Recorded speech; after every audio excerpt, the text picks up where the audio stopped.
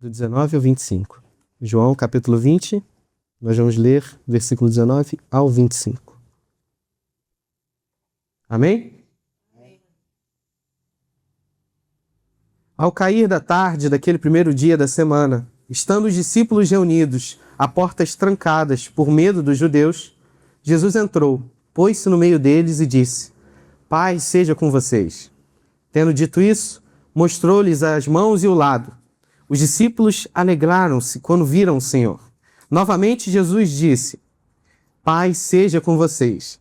Assim como o Pai me enviou, eu os envio.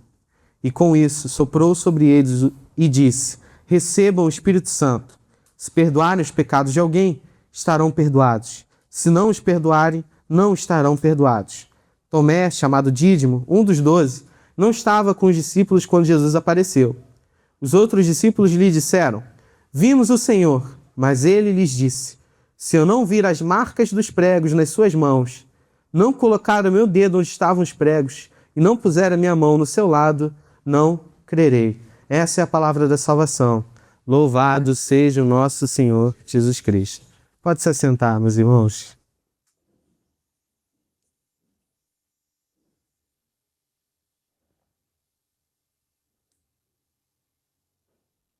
É um prazer a gente estar reunido, como eu já disse antes, né? E sempre uma responsabilidade enorme, claro, mas uma alegria poder compartilhar da palavra com os irmãos.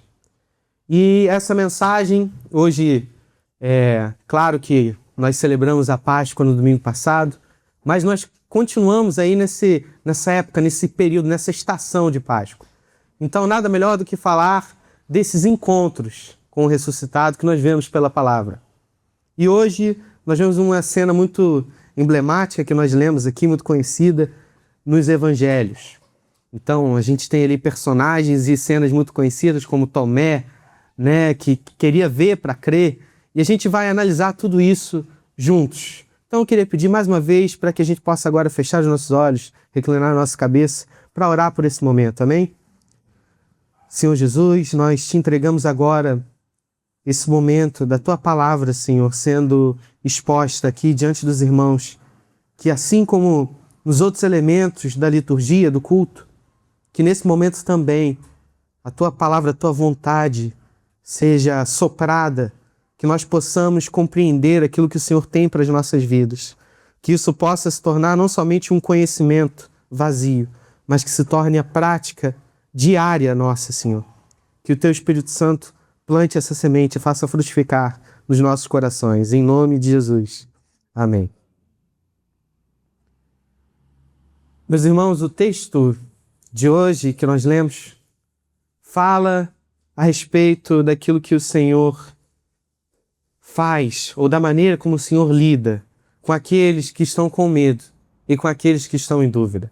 E eu acredito que isso também falará aos nossos corações. Nós lemos aqui alguns textos durante o culto, e eu queria destacar, principalmente, que hoje eu estou com uma concorrência pesadíssima a partir do momento que a gente leu uma pregação do próprio Pedro, em Atos. Então, assim, se for para a gente lembrar de alguma pregação, se vocês quiserem ficar com a de Pedro, pode ser, tá? Mas é claro que não foi à toa que nós fizemos essa leitura. Pedro está ali testemunhando e pregando. E assim como eu disse aqui com os irmãos agora, a gente pode ter uma visão de pensar, caramba, é o apóstolo Pedro, né? E a gente olha para isso e pensa, ora, mas para mim, anunciar o evangelho, pregar para as pessoas, evangelizar, isso não é para mim. Às vezes a gente pensa, esse não é o meu chamado. E às vezes a gente fica também querendo procurar a vontade de Deus, daquela maneira como se fosse o grande segredo, o grande mistério para a nossa vida. Então, nesse processo de querer achar nossa vocação, nosso chamado, às vezes a gente pode se encontrar nesse lugar onde a gente pensa, ora, isso, anunciar o evangelho, pregar, evangelizar, convidar outras pessoas a Cristo, isso é um trabalho da igreja. Se eu deixo, o pastor vai fazer, o missionário da igreja vai fazer esse papel. Para mim, no máximo, eu vou ali mandar a pessoa convidar para ela, tu vai domingo, que é lá no domingo as pessoas te apresentam lá como é que é essa história aí do evangelho. Não é assim, muitas vezes, que a gente acaba passando por essa situação no nosso coração? E não tem problema, né? Acho que todos nós passamos um pouco por esse medo, essa vergonha. Eu que sou extremamente tímido, né? Já tive que vencer esse obstáculo tantas e tantas vezes, sei bem como é. Até hoje tenho aí minhas dificuldades, fico ali batalhando, né? Contra a timidez, para que ela não nos impeça de fazer aquilo que nós somos, na verdade, chamados para fazer. E aqui eu já queria construir esse primeiro ponto. A figura de Pedro, em Atos, pode parecer uma figura heróica, de um grande homem de fé, porque realmente nós sabemos da história completa, né? E a gente olha já para o resultado final, né, do Pedro, que morre crucificado de cabeça para baixo, porque considerava não ser digno de morrer como seu Senhor. A gente olha para a história e vê já a conclusão do Pedro pregando corajosamente em Atos dos Apóstolos.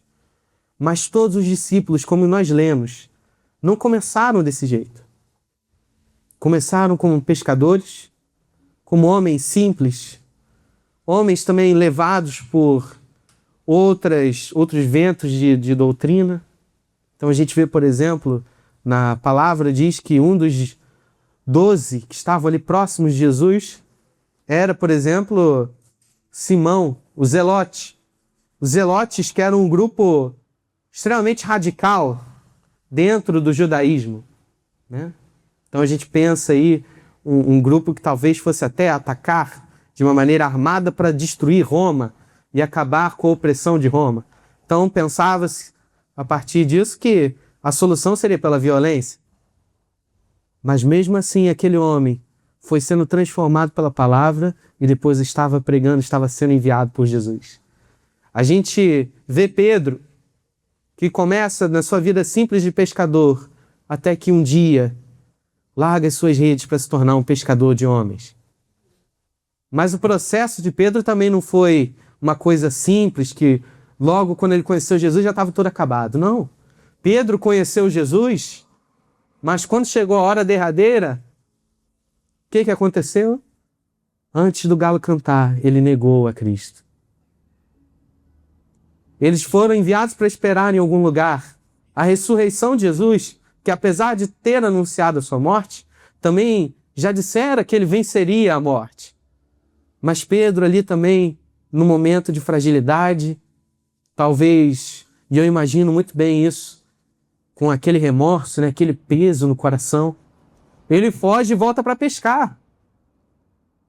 A gente pensa que é um progresso linear em que, não, agora foguete não tem ré, né? Eu só vou indo aqui, só vou melhorar aqui na minha vida espiritual, porque agora eu conheci Jesus, agora eu reconheço a ressurreição do Cristo e tudo vai dar certo na minha vida. Mas não é assim que funciona. O Senhor, ele tem uma história com cada um de nós que é composta por altos e baixos, por dificuldades, por desafios.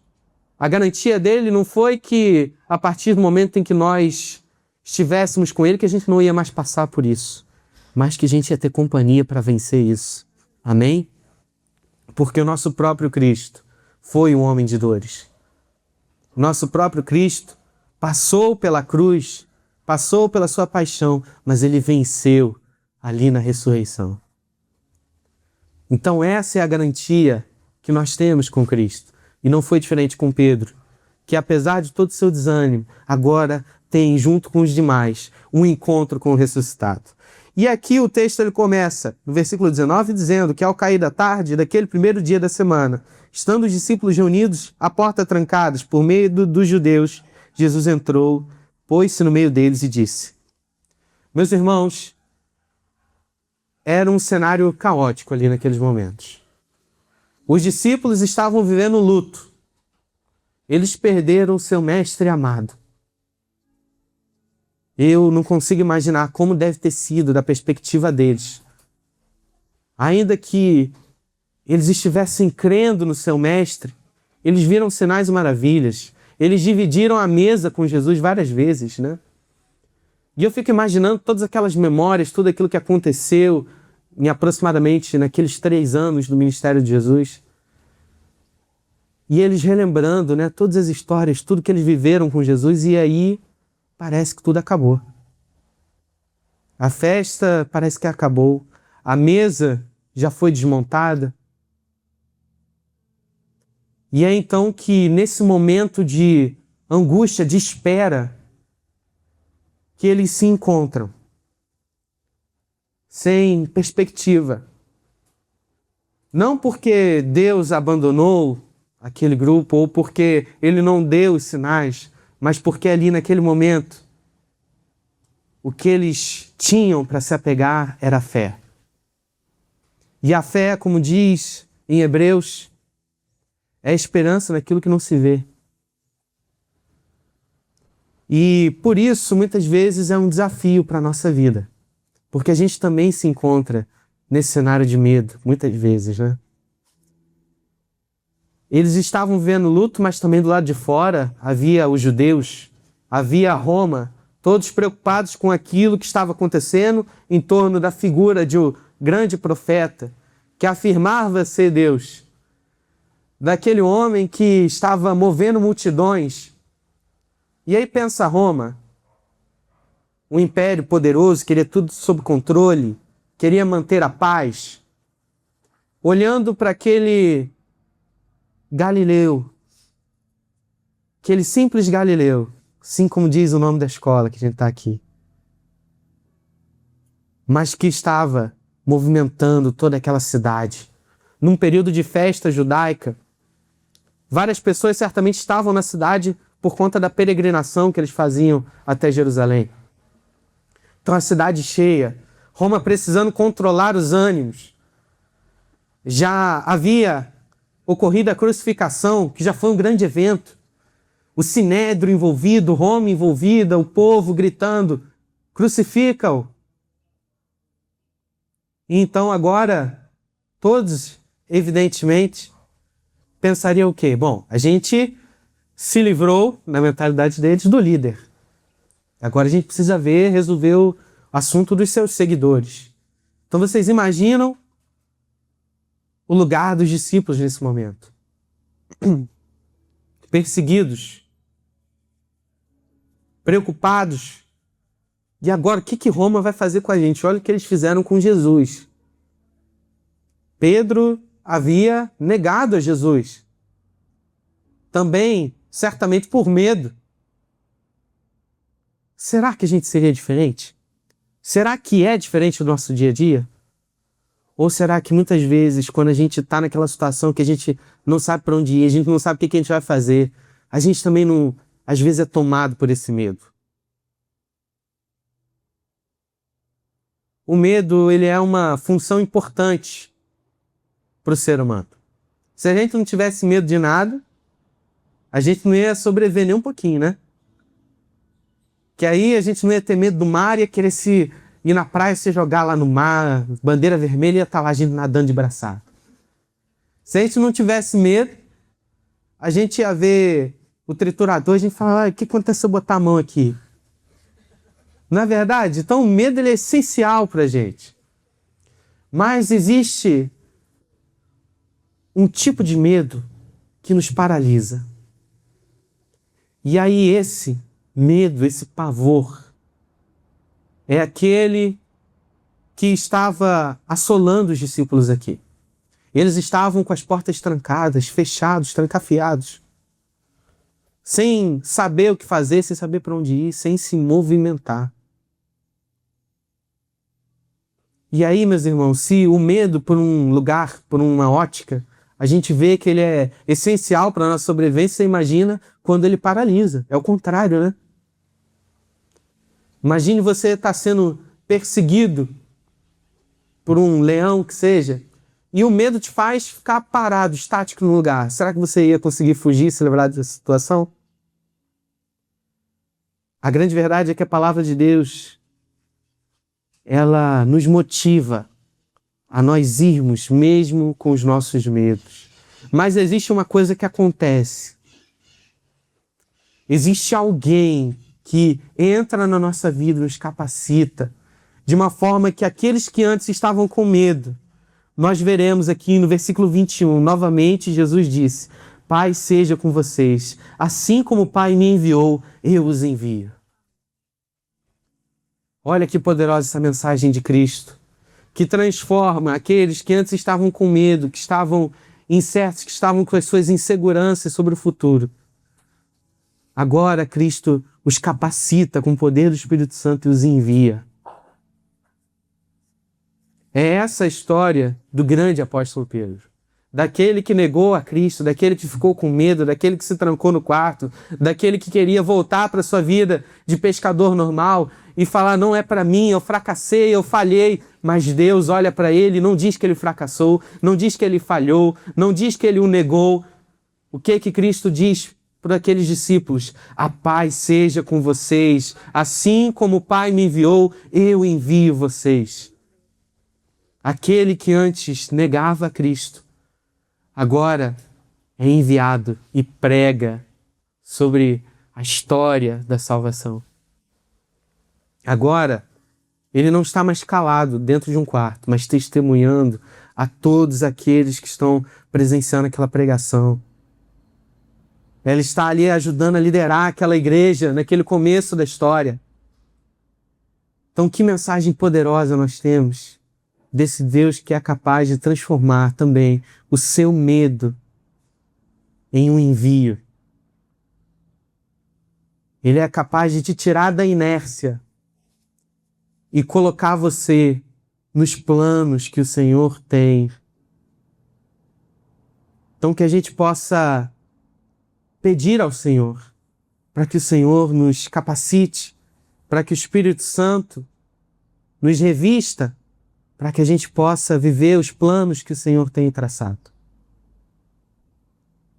Porque os planos do Senhor, meus irmãos, muitas vezes não é aquilo que a gente projetou, muitas vezes não é aquilo que a gente estava pensando, assim como não era para os discípulos, que muitos, por mais que Jesus avisasse, não estavam esperando que, no final das contas, ele ia morrer crucificado.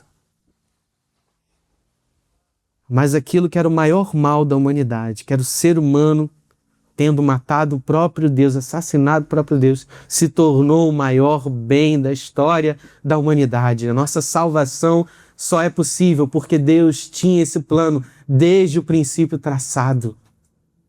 E quem poderia imaginar uma coisa tão bela? Quem poderia imaginar algo tão maravilhoso como a obra de Cristo?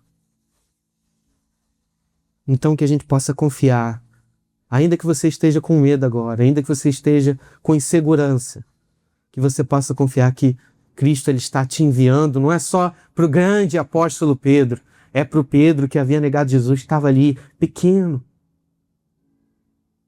Que a gente possa se identificar com os erros dos apóstolos, dos discípulos que aparecem nos evangelhos, para a gente entender que todo caso, toda pessoa tem a plena capacidade de participar daquilo que Deus está fazendo, não porque nós somos bons, mas porque Deus é bom e Ele quer usar pessoas imperfeitas.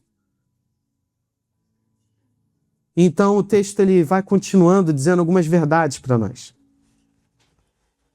Porque se o medo que eles estavam dos judeus, se eles estavam em isolamento, na paralisia, é uma verdade para aqueles discípulos que estavam ali, como Pedro, havia também uma outra resposta, a dúvida. É interessante a gente pensar na figura de Tomé nesse momento, que aparece aqui no texto, e a gente não vê que é a conclusão da história, né? Pelo versículo que a gente leu, mas nós bem a conhecemos. Tomé é aquele camarada que ele só acredita vendo. E às vezes a gente olha para isso, né? E a gente pensa, caramba, como é que pode? Tomé estava todo dia ali, viu Lázaro ressuscitar dos mortos, viu vários milagres, a gente não sabe em quais que ele estava ali vendo. Mas certamente ele viu muitos sinais e maravilhas. Porque no próprio Evangelho de João, João nos diz que não foram registrados todos os milagres de Jesus. João diz que ele não ia conseguir dar conta de escrever tudo que Jesus fez. Então a gente imagina quanta coisa que Tomé não deve ter visto, né? E aí, às vezes a gente pode se questionar assim, caramba, olha, eu acho que no lugar de Tomé, e eu não ia duvidar não, depois de ver Jesus andando sobre as águas, depois de ver os mortos se levantando, não, como que ele pôde não crer? Mas mais uma vez eu quero perguntar, será que a gente também não é um pouco Tomé? Porque a gente está aqui nesse domingo celebrando a alegria da ressurreição. Mas talvez, como todos aqueles discípulos ali, a nossa vida seja como a de que Cristo não ressuscitou. Talvez a gente esteja vivendo como se Jesus não tivesse ressuscitado ainda. E a gente se lamenta, e a gente se culpa, e vive com peso. Percebam, não estou falando de arrependimento, eu estou falando sobre remorso. O arrependimento é algo necessário para a gente em todos os momentos da nossa vida. Porque nós falhamos, nós pecamos. É pela graça do nosso Senhor Jesus Cristo que nós seremos livrados um dia desse nosso corpo, dessa nossa carne pecaminosa que será glorificada. Mas hoje nós ainda erramos, nós falhamos, precisamos viver em arrependimento, mas não em remorso. Mas não como se a obra de Cristo não tivesse sido completa ou suficiente para a nossa vida. Os discípulos estavam vivendo como se Jesus ainda tivesse sepultado embaixo da terra.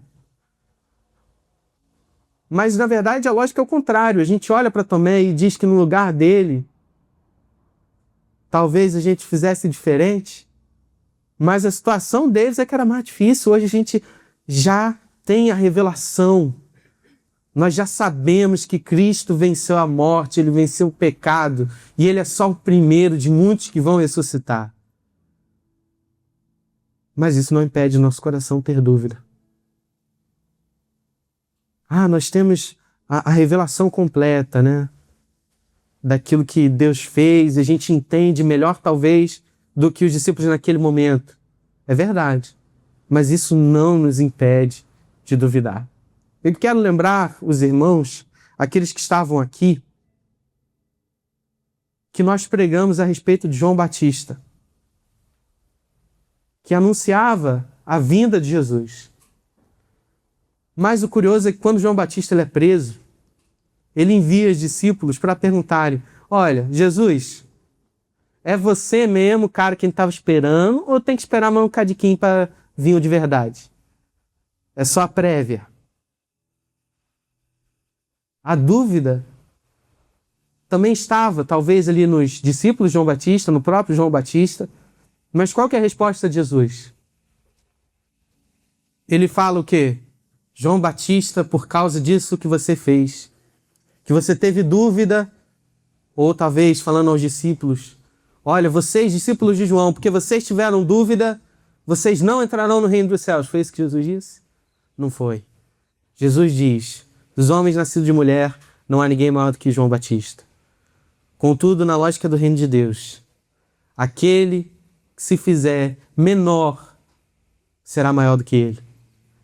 E ainda diz, olhem, os cegos veem, os surdos ouvem, os mancos andam, e a boa nova é pregada aos pobres. Jesus ele não quer responder a sua dúvida com acusação. Ele quer que você leve a sua dúvida a Ele. Não fique com isso no seu coração, não fique com isso preso, te aprisionando, remoendo, tentando achar a resposta sozinho. Leve isso a Deus. Deus não vai ofender da sua dúvida. Olhe, por exemplo, de Jó, que a gente diz que Jó é a paciência de Jó, né? É a fé de Jó. Mas qual que é a história de Jó? Por um acaso ele não duvida? Por um acaso ele não pergunta? Muito pelo contrário, o livro inteiro é quase sobre isso. É sobre um Jó que ele fica questionando a todo momento. Mas sabe por que diz que ele não pecou? Você sabe por que ele está no livro de Hebreus como um dos grandes nomes da fé? Porque ele levou as suas dúvidas ao Senhor. Ele conversava com Deus, as pessoas falavam para ele, amaldiçoa esse teu Deus. E ele falava o quê? Não vou amaldiçoar, isso é loucura. Mesmo na dúvida, mesmo na incerteza. E ele levava tudo isso para o Senhor. E qual que é a resposta do Senhor para João Batista? Qual que é a resposta do Senhor para Jó? Veja. Qual que é a resposta do Senhor para os discípulos? Veja as marcas da crucificação. Para João Batista, veja o que está acontecendo, o que eu estou fazendo. Para Jó, veja o que eu fiz, quem eu sou.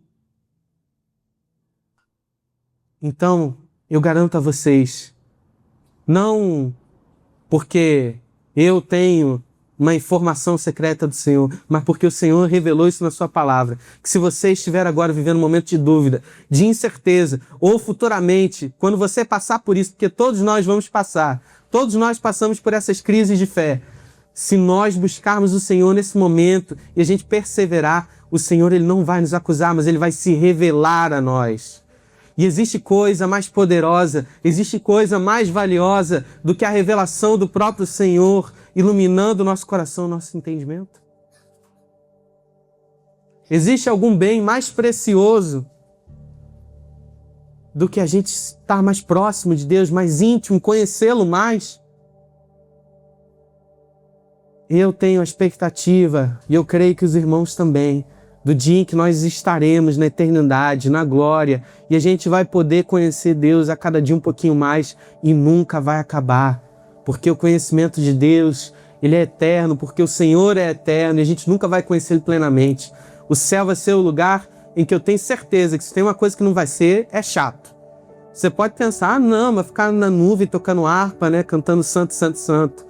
Meus irmãos, eu garanto para vocês, isso é uma coisa maravilhosa. O conhecimento de quem Deus é nunca vai acabar. A alegria nunca vai acabar. Nós vamos ter coisas para fazer. E a gente pode até imaginar. Eu já disse, eu sempre falo isso. Quando eu estiver no céu, meu pet vai ser um leão. Que eu fazer par com a goldenzinha que a gente tem, vai ser o mini leão e o leão grande, entendeu? Mas a grande verdade, meus irmãos, é que independente de como é que vai ser o relacionamento do ser humano com os animais, se a gente vai desenvolver uma super tecnologia, se a gente vai explorar o espaço, eu não sei como vai ser, mas eu sei que vai ser maravilhoso. Porque aqui e agora, todos nós podemos provar disso. Porque aqui e agora, todos nós podemos experimentar um pouquinho disso. A gente não precisa esperar. Todas as vezes em que nós estamos dentro da vontade do Senhor, todas as vezes que nós estamos aqui reunidos, a gente experimenta um pouco do reino. É o já e o ainda não. É aquilo que a gente ora todo Pai Nosso, que venha o Teu reino. Que seja feita a vontade do Senhor nas nossas vidas. Que a gente possa, assim como Tomé, tinha dificuldade para crer naquele momento. Bem-aventurados os que, sem ver, creem. Jesus diz que privilégio temos nós, então, de termos esse desafio, essa dificuldade. Porque bem-aventurados aqueles que conseguem crer mesmo sem ver, mesmo sem o milagre acontecer, mesmo sem acontecer uma coisa extraordinária diante dos teus olhos, mas você ainda pode se maravilhar com o extraordinário daquilo que Deus já fez na cruz, com a transformação que Ele pode fazer no teu coração dia após dia. Bem-aventurados somos nós, mas ainda quando nós temos dúvida a ponto de nós precisamos ver para crer, que a gente possa lembrar do exemplo de Tomé. E que a gente possa ver as marcas, que a gente possa ver o Senhor. Amém? Vamos orar, meus irmãos. Senhor Jesus, nós te agradecemos por esse momento. Que o Senhor faça essa palavra dar frutos em nós. E que nós possamos sempre te louvar, te engrandecer e te reconhecer, ó Pai, no dia a dia, no dia simples. Reconhecer a nossa pequenez, mas compreender que nós precisamos nos humilhar, que a gente precisa diminuir para que o Senhor venha com o teu Espírito e nos preencha, e nos envie, e nos tire da paralisação e nos coloque como enviados, testemunhas do Evangelho, porque isso não é somente um ofício pastoral, isso não é somente um ofício dos sacerdotes, mas isso é a nossa missão, É isso que nós fazemos, ó Pai, onde o Senhor nos plantou, que a gente possa testemunhar do Teu Evangelho, em nome de Jesus. Amém.